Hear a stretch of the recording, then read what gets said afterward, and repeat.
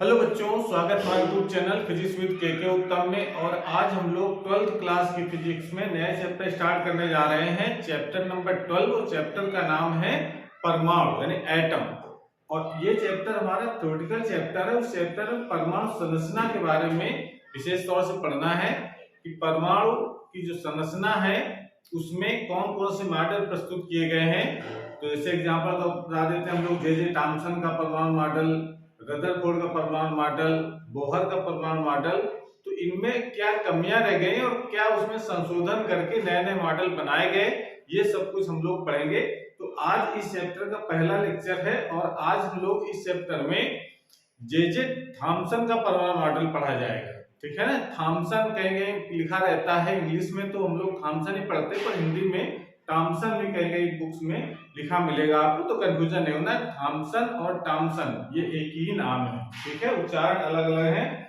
तो इस चैप्टर में बात करते हैं हम लोग पहले कि द्रव्य क्या होता है, मैटर के बारे में। ठीक है ना, तो द्रव्य इसको इंग्लिश कहते हैं मैटर, या इसको पदार्थ भी कहा जाता है। ठीक है ना, यानी सब्सटेंस। तो जो कुछ हम देख रहे हैं चारों तरफ, यानी ऐसी चीज जो स्थान घेरती हो और जिसमें भार होता हो, वो सब द्रव्य होता है। द्रव्य मतलब पदार्थ। ठीक है ना, तो जो स्थान घेरे जिसमें भार हो उसको हम लोग द्रव्य कहेंगे। तो द्रव्य, अब ये समझ, जो भी चीज है वो ठोस अवस्था में हो सकती है, द्रव अवस्था में हो सकती है और गैस अवस्था में हो सकती है। तो जितने भी पदार्थ होते हैं वो तीन अवस्था में पाए जाते हैं। तो इसका मतलब द्रव्य की तीन अवस्थाएं हो जाती हैं, ठोस, द्रव और गैस। तो इसकी तीन अवस्थाएं, ठोस, द्रव और गैस, ये तो इसकी पदार्थ की तीन अवस्थाएं यानी द्रव्य की तीन अवस्थाएं हो गई। ठीक है ना, ये सब कुछ हम लोग छोटी क्लास में पढ़ चुके हैं। मेन बात आती है कि जो पदार्थ होता है वो उसकी संरचना कैसी है। पदार्थ की संरचना के बारे में सबसे पहले डाल्टन ने इसके बारे में चर्चा की कि पदार्थ जो है वो किससे मिलकर के बना है। ठीक है ना, तो अगर इसका पदार्थ का कोई पदार्थ ले लीजिए, भाई लोहे का टुकड़ा ले लीजिए, ठीक है ना, उसको अगर तोड़ना शुरू करें और तोड़ते तोड़ते सबसे एक छोटा सा कण मिल जाएगा जिसको हम तोड़ नहीं सकते हैं। उसका नाम डाल्टन ने दिया है परमाणु। ठीक है ना, कब दिया था? तो ये डाल्टन, ये वैज्ञानिक का नाम है और उन्होंने 1803 ईस्वी में सबसे पहले परमाणु के बारे में बताया है। और परमाणु, उन्होंने कहा कि ये किसी पदार्थ का सबसे सूक्ष्मतम कण है और इसको किसी भी विधि द्वारा, रासायनिक विधि द्वारा या भौतिक विधि द्वारा विभाजित नहीं किया जा सकता है। तो डाल्टन ने सन 1883 ईस्वी में डाल्टन का जो परमाणु सिद्धांत है, डाल्टन का परमाणु सिद्धांत, ये प्रस्तुत किया है सबसे पहले। यानी परमाणु सिद्धांत का मतलब डाल्टन ने पदार्थ की संरचना के बारे में बताया कि पदार्थ बहुत ही सूक्ष्म कणों से मिलकर के बना होता है, जिनको कण ऐसे होते हैं जिनको हम विभाजित नहीं कर सकते हैं। उन कणों का नाम दिया है परमाणु। किसने दिया था? डाल्टन ने। और कहा कि जो परमाणु ऐसे इतने सूक्ष्म है कि उसको हम किसी अन्य कणों से मिलकर के बना हुआ नहीं मान सकते हैं। ये सबसे सूक्ष्मतम कण है, यानी कह सकते हैं कि परमाणु को विभाजित नहीं किया जा सकता है। तो जो परमाणु सिद्धांत ये कहता है, परमाणु अविभाज्य कण है, ये परमाणु का सिद्धांत है। परमाणु को किसी भी तरीके से हम अन्य छोटे कणों में विभाजित नहीं कर सकते हैं। ठीक है ना, ये सबसे पहले डाल्टन ने बताया।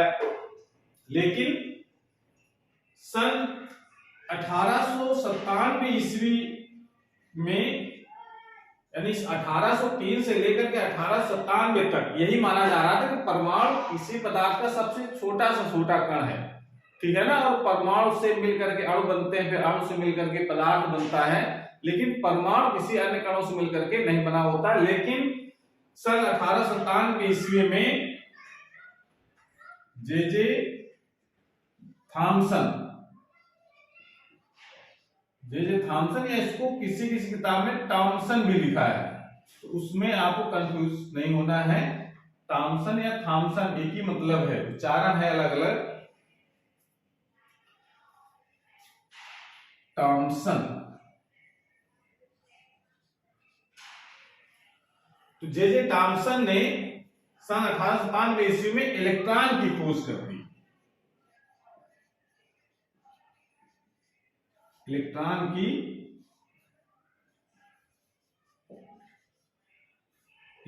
की खोज की, ठीक है।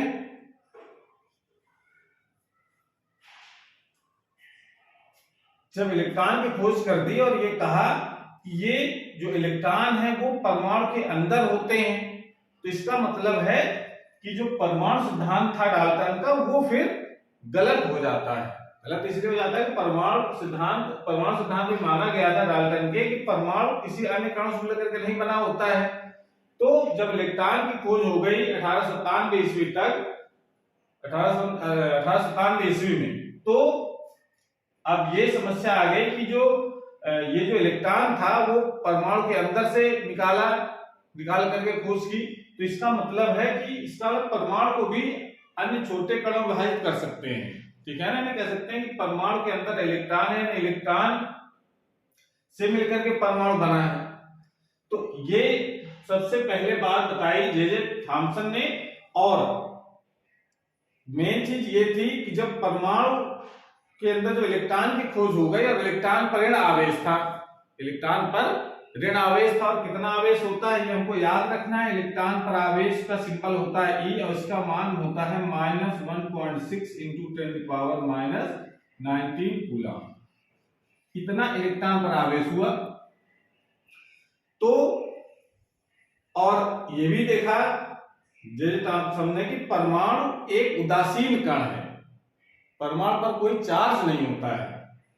जब परमाणु पर कोई चार्ज नहीं होता, इलेक्ट्रॉन में ऋण आवेश होता है, तो इसका मतलब है परमाणु के अंदर इतना ही धन आवेश भी कहीं होगा, तभी परमाणु को उदासीन कर सकते हैं। जितना ऋण आवेश उतना ही धन आवेश, तभी तो दोनों जुड़ करके आवेश रहित बनेगा परमाणु, ठीक है ना। तो इसका मतलब है कि जब इलेक्ट्रॉन की खोज हो गई और उसमें ऋण आवेश पाया गया, तो जे थॉमसन ने कहा कि इसका मतलब है परमाणु को हम विभाजित कर सकते हैं और ये ऋणावेशित कणों और धनावेश से मिलकर के बना होता है। तो इस बात को और डिटेल में फिर जे थॉमसन ने एक मॉडल प्रस्तुत किया, जिसको कहा जाता है जे थॉमसन का परमाणु मॉडल। तो क्या परमाणु मॉडल प्रस्तुत किया है ये हम लोग जरा समझते हैं, ठीक है। तो ये तो एक जनरल सी बात थी कि अब जरा रिवाइज कर देते हैं। मतलब द्रव्य की जब बात आई तो द्रव्य का मतलब हो गया कि जो स्थान घेरे और जिसमें भार हो, उसको हम लोग क्या कहते हैं, द्रव्य यानी पदार्थ कहा जाता है। लेकिन जो चीज हम चारों तरफ देख रहे हैं वो सब द्रव्य है, लेकिन उसमें से एक चीज हम लोग देखते हैं इसको प्रकाश। तो प्रकाश, हालांकि हम प्रकाश को ये नहीं कह सकते प्रकाश हमको दिखाई देता है, प्रकाश की सहायता से वस्तुएं दिखाई पड़ती हैं। प्रकाश क्या प्रकार की ऊर्जा है, ठीक है ना। तो प्रकाश को हम लोग द्रव्य नहीं कहेंगे क्योंकि वो स्थान नहीं गिरता है, ना उसमें कोई वजन होता है, ठीक है ना, कोई भार नहीं होता है। तो द्रव्य यानी पदार्थ की अवस्थाएं तीन हो गई, ठोस, द्रव और गैस।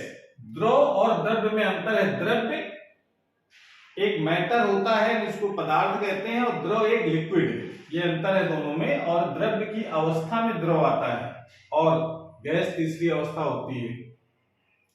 अब ये जो पदार्थ होता है वो किससे मिलकर के बना है, ये इस बात का एक्सप्लेनेशन सबसे पहले डाल्टन ने 1803 ईस्वी में किया था कि सभी पदार्थ, चाहे वो ठोस हो, चाहे द्रव हो, चाहे गैस हो, सब बहुत ही सूक्ष्म अविभाजित कणों से मिलकर के बना है, जिससे हम लोग परमाणु कहते हैं, ठीक है ना। लेकिन सन 1897 ईस्वी में जे जे थॉम्सन ने इलेक्ट्रॉन की खोज की और उस पर आवेश देखा कि -1.6 10⁻⁻19 कूलाम था। तो बात ये आ जाती है कि परमाणु, इसका मतलब है कि और दूसरे कणों से मिलकर के ही बना है, जिसमें से एक कण हमारा इलेक्ट्रॉन भी है जिस पर माइनस का आवेश है, लेकिन परमाणु एक उदासीन कण होता है जिस पर कोई चार्ज नहीं होता है। तो इसका मतलब ये निष्कर्ष निकला कि परमाणु इलेक्ट्रॉनों से और अन्य धन आवेशित कणों से मिलकर के बना होता है। तो अब बात ये आती है कि परमाणु की संरचना कैसी है, कैसे परमाणु के अंदर ये सब इलेक्ट्रॉन और धनावेश कैसे व्यवस्थित हैं। तो सबसे पहले जो परमाणु मॉडल प्रस्तुत किया है वो जे जे थॉम्सन ने बताया। तो जे जे थॉम्सन परमाणु मॉडल क्या है, इसके बारे में अब हम लोग पढ़ेंगे, तो इसको जरा नोट कर लीजिएगा, नोट करना चाहे तो। जे जे थॉम्सन ने परमाणु का जो मॉडल प्रस्तुत किया है उसकी जो परिकल्पना है वो इस प्रकार से है। इस चित्र के माध्यम से समझ लें, उसकी भाषा हम लोग लिख रखी पहले से। तो चित्र में आप इस तरह समझना है कि परमाणु क्या है। जो थॉम्सन ने परिकल्पना की है परमाणु के बारे में, तो उन्होंने कहा कि परमाणु एक ठोस एकदम कहीं कोई जगह नहीं है, एकदम ठोस है और एक धनावेशित गोला है और उसकी त्रिज्या बताई 10⁻⁻10 मीटर। यानी कह सकते हैं कि ये हमारा क्या है, धन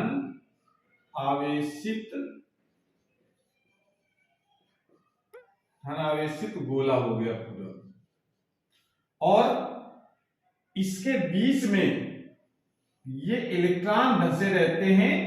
किस प्रकार से, जिस प्रकार से किसी तरबूज के अंदर बीज धंसे होते हैं, जैसे बीज धंसे होते हैं उस प्रकार से ये इलेक्ट्रॉन भी धंसे होते हैं।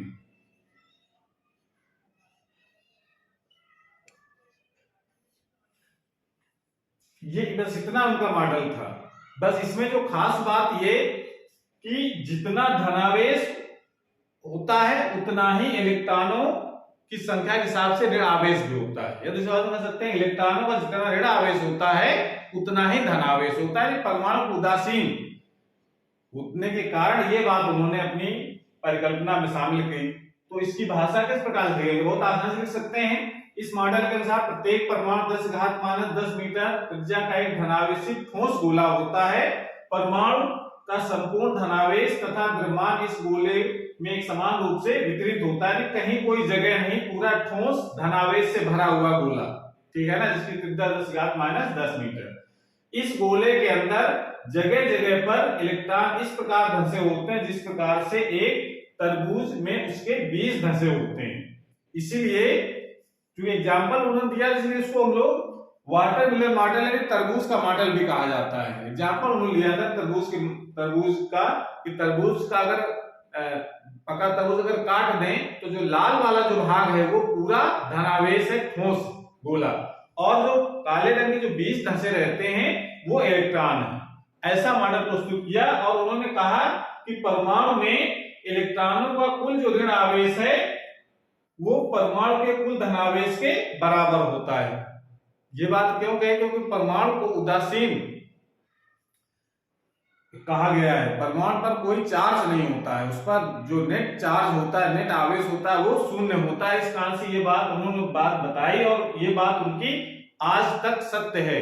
बाकी चीजें तो गलत हो गई उनकी कि एक ठोस गोला होता है, ये सब कुछ उनका जो परिकल्पना थी वो तो गलत हो गई। क्यों गलत हो गई, क्या दोष पाया गया है, उसको अब हम लोग पढ़ेंगे। इसको नोट कर लीजिए, उसके बाद पढ़ते हैं इस मॉडल के दोष।